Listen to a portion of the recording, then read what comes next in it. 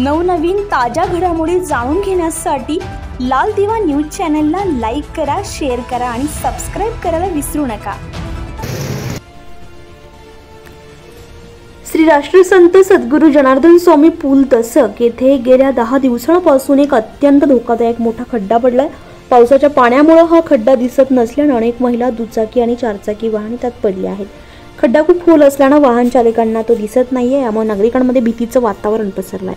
या खड्ड्यांमुळे नागरिकांच्या सुरक्षिततेचा प्रश्न निर्माण झालाय। एका महिलेने तर हा खड्डा कसा पार करायचा या विचारातच रस्ता ओलांडण्यास नकार दिला। खड्ड्यामुळे वाहनांचं नुकसान होण्याबरोबरच जीवितहानी होण्याची शक्यताही नाकारता येत नाहीये। नाशिक रोड प्रशासन आणि बांधकाम विभागाच्या दुर्लक्षामुळे ही परिस्थिती निर्माण झाल्याचा आरोप नागरिकांनी केलाय। नागरिकांनी सदर प्रकरणी उपअभियंता साळीसाहेबांवर कायदेशीर कारवाई करण्याची मागणी केली आहे, तसेच त्यांच्यावर गुन्हा दाखल करण्यात यावा अशी तक्रार देखील दाखल करण्यात आली आहे।